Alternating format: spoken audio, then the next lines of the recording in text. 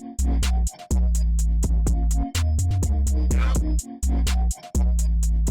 a League of Their Own podcast is brought to you by Smooth My Balls. Are you sick of snagging your nuts or cutting yourself with a generic Bic razor or generic clipper? Well, now you don't have to worry. Smooth My Balls offers a 5-star below-the-belt care for men, starting with the Turf Chopper 3.0, the next level razor that provides a very smooth and clean finish with no cuts on your sack. And coming in for the closer, you got the Pube Muncher 1.0, a compact mini vac that cleans up a job with no hair left behind. Head over to smoothmyballs.com today and use code LEAGUE at checkout for 15% off your top of the line men's grooming kit. Again, that's LEAGUE, LEAGUE, for 15% off. Smooth My Balls, shave like a pro. Rep Sports. Rep Sports is a leading supplements and nutrition company that provides everything from pre-workout and protein to recovery supplements. If you're looking for a healthy pick-me-up, Rep also offers Raise Energy, a zero sugar drink that helps with workout and recovery, mental focus as well. Head over to repsports.com today and use code LEAGUE for 15% off your order. That's LEAGUE for 15% off. Golf kicks. Tired of wearing the same old boring golf shoes? Not the most comfortable? Now you don't have to worry. Customize all types of shoes, from Crocs to flip-flops, sneakers to boat shoes, and wear them in style while you rip it up on the course. Head over to golfkicks.com and use code OWN20 at checkout to get a 20% discount on your order. That's OWN20. Screw your shoes. Streamer Loot. Want to rep the best up-and-coming sports podcast? Of course you do. Head over to streamerloot.co today and check out our first line of merch. We have t-shirts, sweatshirts, mugs, and stickers. Again, that is streamerloot.co to check out our merch. Hey everybody, it's Friday, June 18th, 2021. The Bucks force a Game 7 against the Nets, and the U.S. Open heats up in Day 2. There goes that man's jockstrap. Oh my God, did you see that? America's team? Yeah, right. Oh, baby, it's a big day in sports. There's nothing like battling it out with your teammates all season long to go win a championship. Green Bay's got it this year. Huge move for them. I think it's going to be a game changer. We have a lot to talk about this busy week in the sports world. Welcome to the In a League of Their Own podcast. All right, again, everybody, welcome to the show. As per mentioned last episode, we'd be talking about the cover of Madden 22. Didn't really come as a big of a surprise. It's Brady and Mahomes are the first dual athlete cover since Madden 10 with Polamalu and Fitzgerald. So I know there's a bunch of people scratching their heads about Rodgers not being on there. Again, they have a MVP edition. It's like, how come the MVP isn't on the MVP edition? But what team do you put on him? Exactly. But at the same time, think of how valuable this game would be if they release Rodgers in a Packers jersey and then he retires or leaves. That'd be a collectible. Because it'd be a collectible because it's one of the last pieces of memorabilia that Rodgers is seen or released in a Packers uniform. So I guess it'd probably be messy for them to do it. And maybe Rodgers was just like doing his own thing and didn't even bother to come in. Like, they could have reached out to him and said they wanted him on the cover, and he's like, I got other stuff going on, pick somebody else. It could have been like that too. So who knows? But yeah, nonetheless, Brady and Mahomes are back on it, even though Brady was on it in 18 and Mahomes was just on it in 20. So Super Bowl matchup from last year. Mm-hmm. Yeah, and then another piece of news. I got two other things here. One being 49ers defensive end Jordan Willis is going to start his year with a 6-game suspension due to PED violation. He's a backup guy as it is, so I'm probably going to fall lower on the depth chart now due to this fuck up. But that defensive line in San Francisco is pretty stacked. I've never heard of this guy, so I don't know how much field time he would have got to begin with. So yeah. I guess you have any points before I go into the last one? That way I don't steal everything for today. Yeah, Dwayne Haskins, the Ohio State legend, who was supposed to be the next big thing. He had his little falling out in Washington after it looked like he wasn't interested in the game. Like he wasn't in love with it as much as like he was supposed to be, all this other type of stuff. He came out and said that he hopes that he can show Pittsburgh that he is in love with the game of football and that this is where he wants to be and play after Ben Roethlisberger's career ends. He wants to be the guy that takes over the ball in the steel curtain. So yeah, I think that that's a pretty big move. He was dominant in college. He's got the size and the speed you think that would be able to transfer over to the NFL. You just obviously you gotta want to do your job if you want to do it well. Yeah, he's kind of reminding me. He gives me glimpses of kind of a Johnny Manziel, where he comes into the league not really doing a whole lot. He's had off the field issues, getting in scuffles and fights and disagreements with teammates. It's just Bringing kind your of phone on the sidelines. bringing your phone on the sidelines, getting caught with maskless with what was supposedly strippers during the season, stuff like that. It's all, I mean, as a young guy, he's younger than both of us. Probably That never had the chance to to let let loose loose. like that before. So, He'll grow up. yeah, he'll get there eventually. Hopefully, another team gives him or he gets a chance like he did coming out of college to be able to show what he's got. And the last point I had today was Cole Beasley talking about the NFL's new COVID protocols being a joke and the NFLPA being a joke as a whole, saying that why did they even call it that? Because it's not for the players. Again, the NFL is basically rewarding guys to get the vaccine. They don't have to wear masks. They can leave the hotel at night. They can use the team's facility like saunas, weight room facilities with no restrictions. The list goes on from there. And then obviously on the flip side, if you're not vaccinated, you can't leave the hotel. You can only go in the weight room at certain times. You can't use certain facilities. You have to go into meetings with masks or go into them virtually, all that kind of stuff. So, I mean, I Zero guess, sense. yeah, I guess good for Cole Beasley to kind of shine some light on it from the other side to say what, like, he's like, we didn't vote on this. It's like, how come the NFLPA approved this? He's like, I don't remember seeing this come across to anybody that to vote on it. So, I mean, obviously the NFLPA is run by representatives who represent the players of the league. So Or whoever that is, chosen representatives of the are they are some of them ex players? Yeah, if they want to still be involved, yeah. I think Brian Bulaga, I think he's the head guy. Oh, okay. Or maybe it was Bakhtiari. One of those two, a former lineman or a current, I don't remember, but yeah, they talk about it all the time on the McAfee show, but it's somebody who was a Packer, a lineman, or he still is. He's the head guy for the PA. Okay. Well, I'd imagine you have to have a current player who's on ahead of it too. I think each team has a current and maybe a past representative. Maybe that's how it works. That makes sense. But yeah, I mean, again, we'll kind of see once the season gets closer how this affects all these players who aren't vaccinated and how it's going to affect their seasons versus the ones who are. Yeah, we talked about this last episode, so I won't really go into it too much, but just wanted to throw that out there about Cole Beasley kind of shining some light on it. So the guy who's the head of it is Doris Fitzgerald Smith. People don't really know who that guy is, but he's the head of. He was an attorney, U.S. attorney for a long time. He played football in college. President is J.C. Treader. Oh, J.C. Treader. And vice president is Samuel Acho.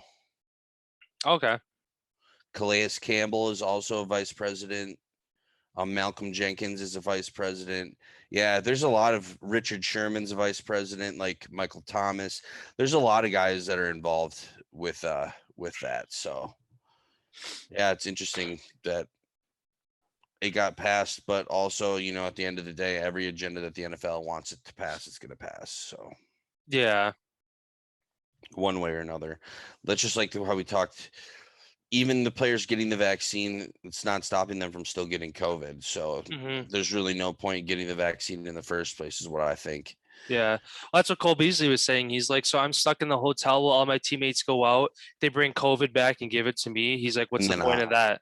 exactly, because then he's the one that has to do the quarantine and stuff. Yeah. Yeah, it doesn't make any sense. And then I just have 2 quick points here left.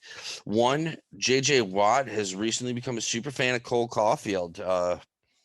For those of you who remember our first interview where we had Chase Drake on, he talked about the Badger lifestyle and how they're kind of all a family for life. And that's exactly what you're seeing. You're seeing a lot of former Wisconsin athletes, JJ Watt being the biggest one, but a lot of them supporting, buying jerseys, wearing it, and really showing their support for the University of Wisconsin young stud who's playing in the Stanley Cup playoffs right now.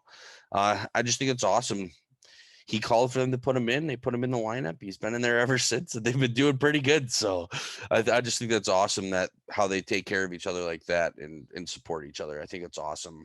And then my last point is Matt LaFleur comes out and says, regardless of who is playing quarterback, the Green Bay Packers have one plan, and that is just to take the next game as it comes. Some speculations now are saying that Aaron Rodgers will not return till maybe week 1 through 3 of the season. Gonna let Love get his feet wet, get him some time to play, and then I guess we'll see if he needs to come save Green Bay or not. I think that's ultimately he's put the ball and he's got the ball in his court. So I feel like if he's gonna do a play like that, I think he's gonna make some sort of big power move if he's gonna do something like that. So I can see him waiting till week, Packers start 0-2, 0-3, comes back and leads a charge all the way through the rest of the season. I guess we'll see what happens. Obviously, that's still unknown, but yeah, Jay Glazer was hinting at something like that, and he was hinting also for teams that were interested to keep calling. You might catch an owner on a bad day, and you might just say "fuck it," and let him go, which Yeah. is totally possible. If you're so annoying about something for so long, somebody might just say, "Fine, dude, fuck." But yeah, that's all I got. All right. So then one of the main points then diving right into it, the Bucks last night force a game 7 with the Nets. Again, really good game. Bucks led by double digits to going into halftime, very similar to game 5, which they ended up blowing. The Nets got it down to 5 at one point, and then the Bucks went on a 18-0 run to basically put the game away with 4 or 5 minutes left in the fourth, and then all the bench guys come in from both sides of the team, and guys both basically accepted the fact that they're going to a game 7. So, yeah, I don't know. This is going to be a really good game 7 tomorrow. If Milwaukee can come out like they did in Brooklyn last time and just have the right adjustments to when Brooklyn adjusts to try to make a comeback. I mean, Brooklyn's going to go on their run. They're going to Durant's going to drop probably 8 to 10 straight points for the team at some point in the game and go off. If you can keep him under 40. Yeah, last night he had 32. So, which again is still an admirable game. Good. Yeah, he played good. But yeah, and then Harden as well. I think he had close to 20. So he definitely showed up. So I mean that's good. Durant has a 30+ point game. Harden kind of gets back out there, gets some good assists, gets some good baskets, and they still go and get the win. Again, they are without Kyrie. Who knows if the Nets move on, if they do get Kyrie in the Eastern Finals or what that looks like. I haven't seen anything about him coming back for Game 7. I literally haven't seen a single comment about it, so I don't think he's going to be out there tomorrow. So, yeah, it's going to be a really good game. Bucks are going to have to come out hot like they have the last couple games, get out ahead. If Brooklyn gets out to a double-digit lead, I don't know. Milwaukee, that 18-0 run last night at the end of the game was the biggest run I've seen them go on in a very long time, probably since mid-season in the regular season, where I've seen them playing that kind of basketball. So long as they can stick right now. Yeah, they look really good, and I'm pretty sure right now actually Milwaukee is favored by 1 point for tomorrow's game, if I remember correctly. So all I know is sorry, hopping in here quick. But if we can keep Green, Griffin, and those guys from going off Harris, even if we can keep those guys from going off, we win the game. Mhm. Because KD can't do it by himself. He's not going to be able to score, 60 points. That's a lot. And if he does, holy shit, like props to the guy for doing that. But he's going to have to pull off another performance like he did in Game 5 for them to stand a chance. If they're in the Bucks, I don't know what it was, but it's like they turned on a switch in the second half yesterday where they look like a completely different team right Mhm. now. So hopefully that they carry that over. If they do, they shouldn't have a problem. Yeah. I mean, Giannis, he Keep made some good. attacking the rim. Yeah, he made some free throws last night too. For once, I don't know Did you what he see James finished at, but Harden with his free yeah, throw? how he was mad with. He's I mean, standing there taking air ball shots. Jordan's like, what the fuck is this? but yeah, and then Middleton too went off. He had 2 points in the first quarter, and then had I don't know what he finished with, but I know he had like 25 through the third quarter. I want to say. Yeah, I don't know. He was on fire though. So yeah, they Drew need Holiday that. was playing amazing defense. Drew was going against Durant, and he was stripping him, yeah. blocking him. So yeah, I mean, that's a smart matchup if you think about it, because Drew's got the quickness, the defensiveness to stay with him side to side. Durant's obviously got the height advantage, so where if he wants to pull up, but if Drew doesn't give him pulls up over space, everybody, even Giannis though, like yeah, it don't matter how tall you are, that's his shot. Like he's Mhm. mastered that. He's been doing that since college when he was at Texas. Like he's Yeah. mastered that shot. Like you don't stop that. Yeah, and then I guess to wrap things up here for the NBA, two matchups going on tonight that are going to be really interesting to watch. The Hawks and Clippers both have a 3-2 series lead over both of the 1 seeds out of the East and the West. And both games are in Atlanta and LA. So they each have home court advantage to try to put away the 2-1 seeds in this year's playoffs. I mean, it's I don't know. I think at least one of them will do it. I don't know who's going to do it. I think both. They're looking good. Both teams are looking good. Yeah. I mean, basically the game's going to come down to Paul George and Trae Young. Basically watch those two guys. If they can't get more than 25, 30 points each. I think Paul George only had like 21 the last game, but he had like 15 assists, blocks. That team is very good, very sneaky, deep good, and that a lot of people overlook because obviously the Lakers play in the same building and they get all the attention. But that team is sneaky, deep good, dude. Without Kawhi being able to take down the number 1, on the road in Utah, being able to take down the best home basketball team, best record team in the NBA without one of your superstars, and then you get the chance at home to close them out. They ain't letting that miss. And then same with Trae. He knows that this is the game that they have to put him away, or it's probably, if they have to go back to Philadelphia, it's probably over. Yeah. It definitely throw a wrench in things, having both number 1 seeds go down. And then if the Bucks take out the Nets, that'd be the 1 and 2 seed down, and then basically the Suns would be the highest. The Suns would get home court advantage in the finals if they end up making it all the way through, because they'd be the highest ranked team left in the playoffs at that point. But yeah, quick note on the Suns. Devin Booker reached out to the Suns and 4 guy that pumped those guys in the stands, and he will be courtside. He reached out, got him tickets, so he will be courtside rooting on the Suns. And I think that moment is one of the coolest moments I've seen since COVID's kind of like let up. A guy getting a sucker punch thrown at him, and then all of a sudden he grabs him and just feed him uppercuts. And then he looks at his buddy and says, "I'm fucking beating your buddy." And he's like, "You want some?" And then he notices the guy's filming. He goes, "Suns and 4, Suns and 4." That was awesome to see. But yeah, that's all I got on the NBA to touch real quick. Yeah. Then going over to the MLB, moving along here. The D-backs, they have a 14 game skid currently overall, and now set an MLB record 23 straight losses on the road. I mean, not much to say about the D-backs there. They're just not having a good year. Same thing with the Orioles. They're at the wrong end of a 19-game road streak as well, having lost 19 straight. So if the D-backs can win one on the road soon, maybe the Orioles will take their record over if they can lose 5 more on the road. The Brewers, they lost their weekend opener last night to the Rockies 7-3. Back underway tonight again. It's baseball season, so not too worried about that. I'm sure they'll still at least win the series, if not tie the series. The Yankees, they turned their second triple play of the year yesterday. It was a crazy clip.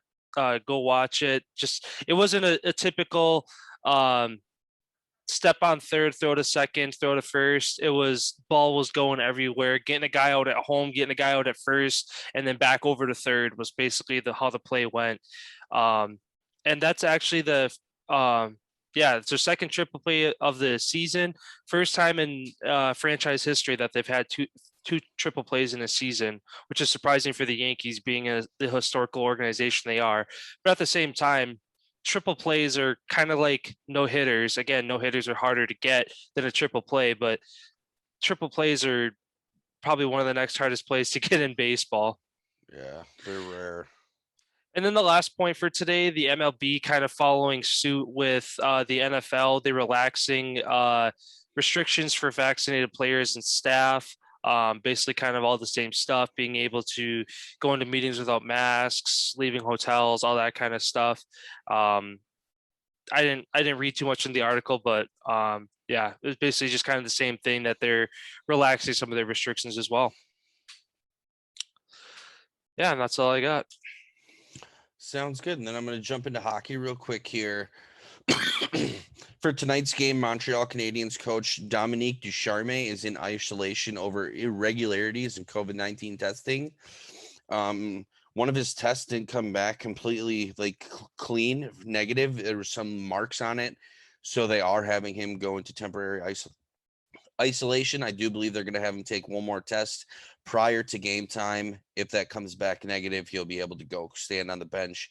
If he does test positive, I don't know what happens in that case, because during the NHL season, the AHL coach came up and he took the head coaching position on the bench. So it's going to be interesting to see what happens if they're without their head coach behind the bench, as he's the one who's calling all the line changes and stuff like that. So it's going to be interesting to see what happens that way.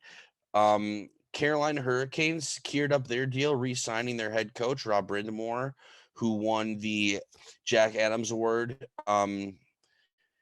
He signs a 3-year extension, and he mentioned earlier before that he got to this point that he wanted every single himself and all of the staff re-signed. That's the only way that he'd be back in the building. Looks like they must have done that and trying to keep that team together. They are looking to lose defenseman Dougie Hamilton as he enters free agency. Should be a top end defenseman that's out there for a team who needs a top 4 guy and a guy that put up some points. Last night, New York Islanders take on Tampa Bay, game 3. Braden Point for the Tampa Bay Lightning scores again. I think this is his 8th straight game scoring a goal in the playoffs. Unbelievable. Dude he's always in the right spot at the right time. I know everybody talks about Kucherov, Stamkos, Varlamov, their goalie, or Vasilevsky, their goalie, but Braden Point, by far, I feel like he's their best player all season, every season. Kucherov is leading in points, but he didn't play all season, so he's a lot fresher, a lot more well-rested than a guy who had to play all season long in a shortened season. When you're playing every other day, now you're in the playoffs, or you're basically doing the same thing that you did all season long. So shout out to Tampa getting that done. If they take the next game, look for the series to be over. Tampa's starting to suffocate them with their speed, and Tampa's goalie's just been on fire, stopping all the crazy pucks that he needs to stop at the right time. And that's all it takes, is your goalie to make a save at the right time, and you're able to put one in at the right time. And that's all it takes to win a hockey game. And that's kind of where we're at right now for NHL. Montreal did get their top defenseman back. For those of you who've seen the picture, He's got some sort of eye condition right now where both of his eyes are completely red. It looks like he's got like the bloodshot red contacts in his eyes, but it's just his eyes. They're like dark, super red. So he looks like a scary man, which is kind of cool. But yeah, that's all I really got for hockey here. And then just one quick point on the US Open, which is going on. There were two people who were in the lead that were -4 or 4 under going into today. I believe, where did it just disappear? Why? Here we go. So we currently have Louis Oosthuizen, who's currently through 5. He's tied for first with Robert Henley, who finished with -4 yesterday. So it's going to be interesting. You have some big guys are teed off already. McIlroy. Yeah.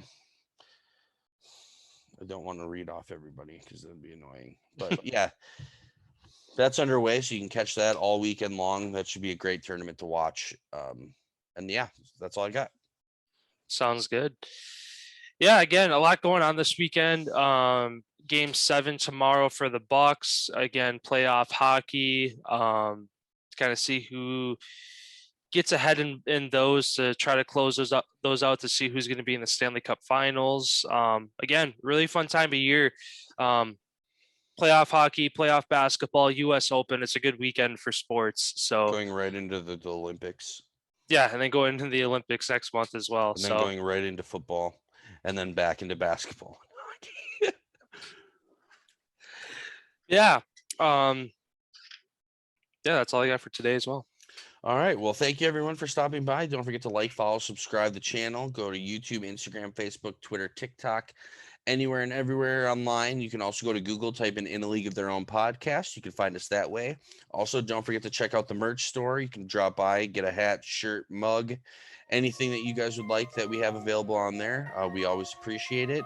Also, Apple Podcasts, Google Podcasts. Don't forget to click on the 5-star and give us a 5-star rating. You can say what for whatever reason that is, whether we made you do it or whatever the case may be. However that algorithm works, 5 stars really helps drive your podcast up the charts, and we'd really appreciate it if you guys did that. And yeah, thanks everyone for stopping by, and we will be back on Monday. See you Monday.